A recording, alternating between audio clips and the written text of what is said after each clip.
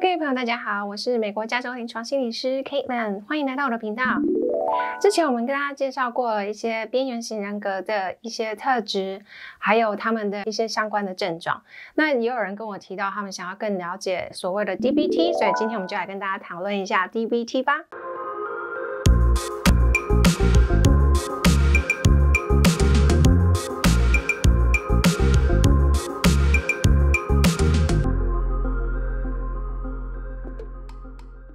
首先呢，在我们开始之前，一样跟大家提醒一下这个频道是跟心理相关的，所以如果你对这样子的议题有兴趣的话，麻烦帮我们按下订阅，还有不要忘记按下小铃铛哦，这样未来我们一有新的影片的时候，你就可以收到通知了。谢谢。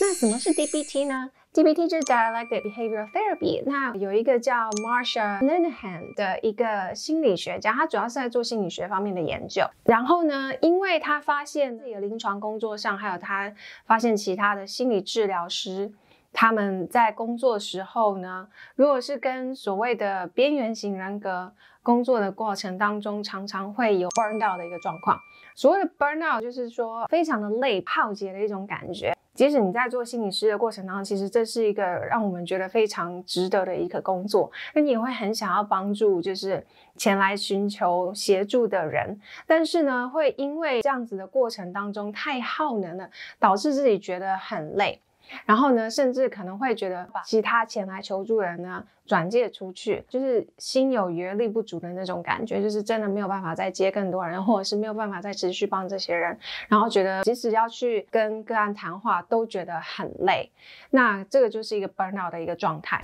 那就是因为这样子呢，所以呢 Marsha 他就开始研发，就是结合了所谓的佛教的 mindfulness 正念跟 CBT 认知行为治疗两个部分结合在一起，发展出来一个 DBT。 那它这个是针对所谓边缘型人格来做的一个治疗的一个方式，一个治疗取向。但是呢，其实跟很多例如说像 anxious attachment 的人啊，又或者是我们之前有提过了 ADHD 的人，其实跟 BPT 的人其实有蛮大的一个重叠性，所以对于 ADHD 有容易暴怒的那些人呢，其实也是很有帮助的。所以呢，今天就来跟大家简单的介绍一下所谓的 DBT。 当然它其实有很多的技巧啦，还有理论，如果你自己有兴趣的话，欢迎就是多去上网搜寻。那如果你想要更了解某个部分的话，欢迎在下面留言，然后告诉我说你想要更深入了解哪个部分，我可以再针对这个部分来做影片拍摄。 OK， 那在 DBT 的治疗方式里头呢，有分两个部分，一个是个别治疗，另外一个是团体治疗。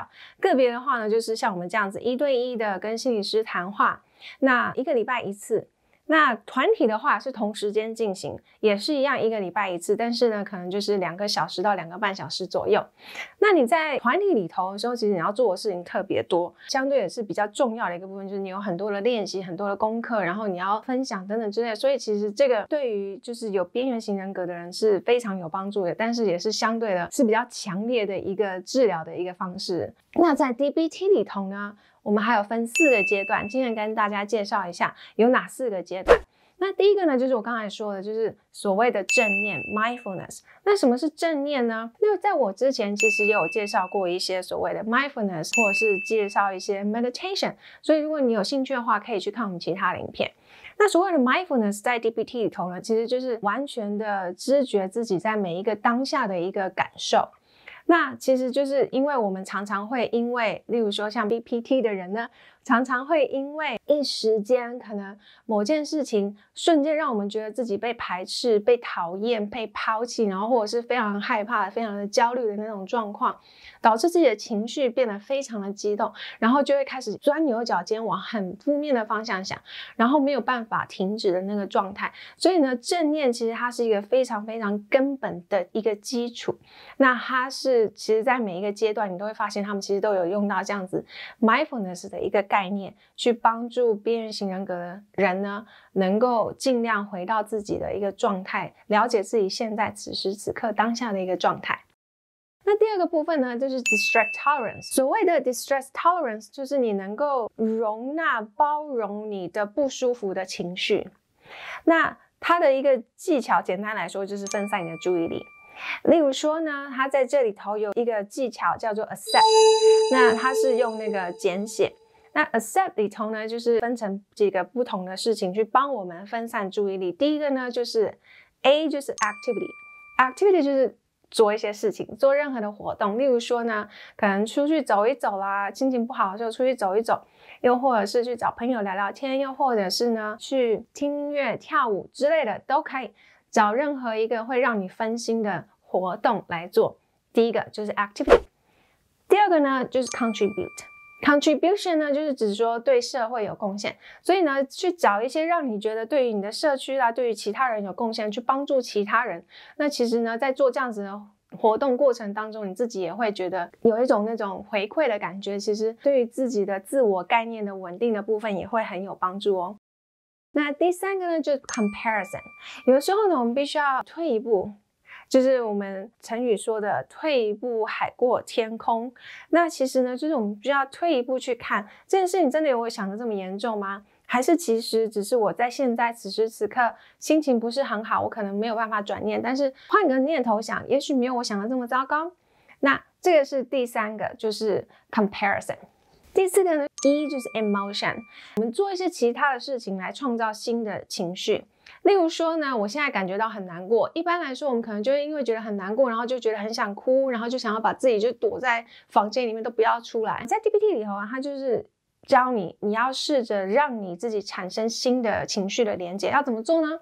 心情不好，感觉很难过，那我们就来看个喜剧吧。看一个喜剧电影，会让你沉浸在电影里头，尽量不要让你再持续的去想这些事情。一样的，就是让你可以有一个不一样的情绪的连结。那如果说你觉得你自己太焦虑了，整个人身体非常紧绷的话呢，非常焦虑的状况下，我们之前有谈过，可以握冰块，又或者是拿一些比较冰的，像金属类的东西，握在手里头，又或者是放在这个手腕的这个地方也可以。那就是帮助我们自己回到此时此刻那个当下的一个状态，不用这么紧张，不用这么焦虑，深呼吸。又或者是觉得自己身体太紧绷的话，可以试着泡个澡。泡个澡可以让我们身体放松一点，肌肉可以放松一点，也许我们感受就会不同咯。那这就是 emotion， 在自己经验到负面情绪的情况下呢，让自己建立一个正面的情绪的一个连接。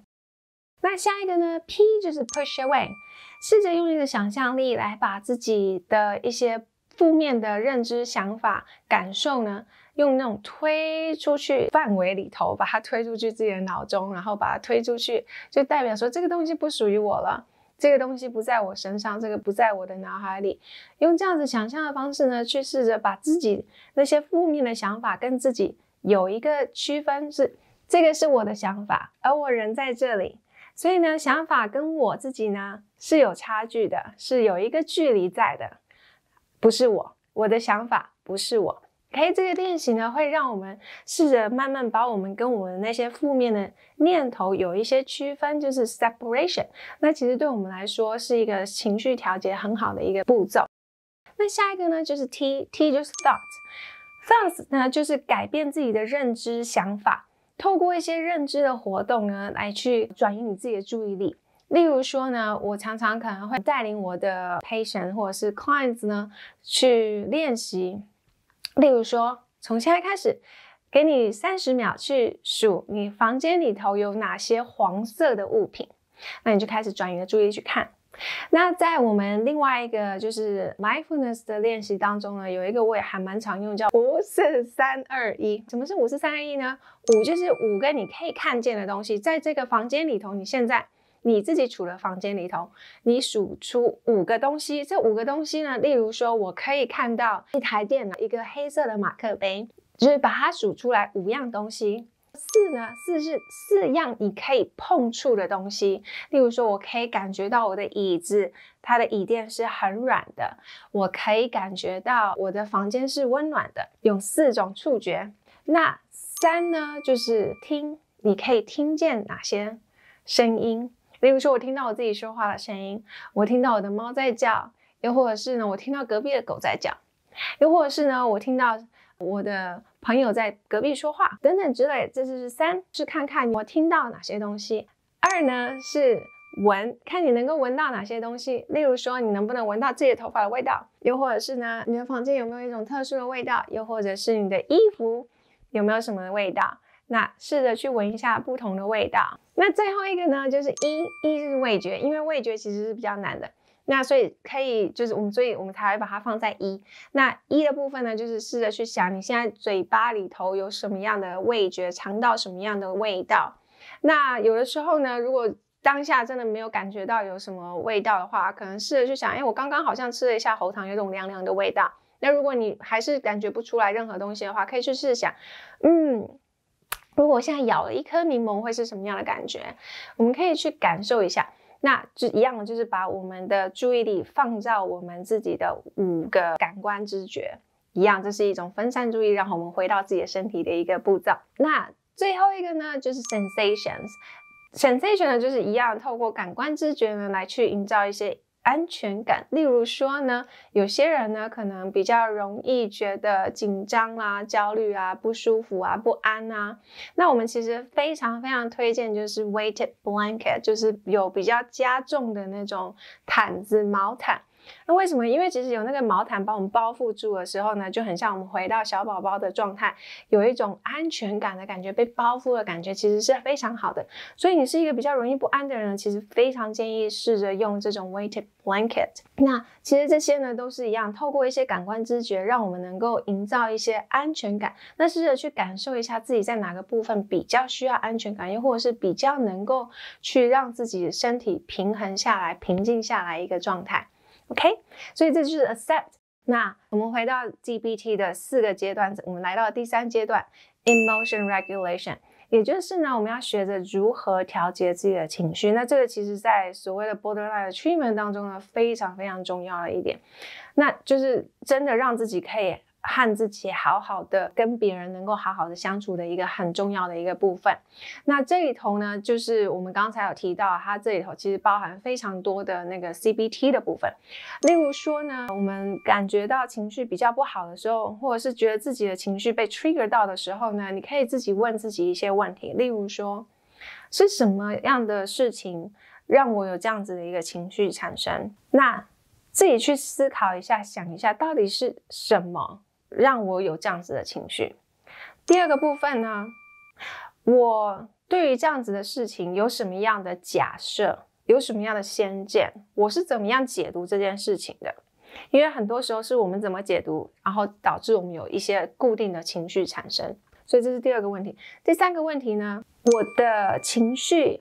跟事实本身是有关联的吗？这件事情真的是我想的那样吗？也就是不断的去问自己，有证据吗？就是我想的是真的，还是其实是我自己在假设的？然后我可能把所有事情都假设成最糟的状况。那当我们用这样子的方式来去给自己反证的时候呢，我们会发现，有的时候也许只是我自己爱乱想，我很喜欢把事情想得很糟糕，所以我才会有这么多不好的情绪，甚至想要赶快把这个人给切断掉，就是不要再跟他联系，或者是想要大骂一顿，然后就把整个关系搞砸这样子。那我们用这样子的方式呢，来去帮我们自己调节我们自己的情绪，这是情绪调节的技巧之一。当然还有其他的技巧，我们之后可以再跟大家谈。那最后来到第4个阶段呢，就是 interpersonal effectiveness， 就是如何有效好好的跟别人相处。那这是什么意思呢？就是当我在跟别人相处的时候，如果你做一些事情让我情绪不好的时候，我能不能好好的跟你说话？就是我来告诉你说，嘿，John， 你在这件事情处理的方式其实会让我觉得很受伤，我会觉得你好像不是很在意我。那我相信你没有这个意思，只是我想要让你知道，当你这么做的时候，会让我觉得自己不重要，你不在意我。那如果可以的话，我很希望你可以怎么做。那我们就可以好好去表达自己的意见，但是不需要有这么的情绪化或者是戏剧化的一个反应，或者是把关系搞砸了。我们不需要都是只有这样子的一个结果，我们可以有不一样的反应。那透过这样子的方式，我们就可以好好跟其他人沟通，也可以好好跟别人建立一个比较健康的关系，那也就能够维持一个比较长久的关系。所以如果你自己呢，或者是你身边人有边缘型人格的话，其实是还蛮建议可以去找有受过 DBT 训练的一些心理治疗师来去帮助你。当然我想最重要就是因为我们相信，即使他需要花时间，即使他需要花很多的努力，但是你值得，你值得让自己的情绪是个稳定、平静、开心的状态，而且可以跟别人有一个就是比较安全、健康又很快乐的关系。因为我们每一个人都很值得过得幸福快乐的人生，而我相信你可以做得到。如果你觉得今天这个影片对你或其他的人有帮助的话，麻烦帮我们按赞，还有分享出去哦，让更多人可以收到帮助。那我们下次见了。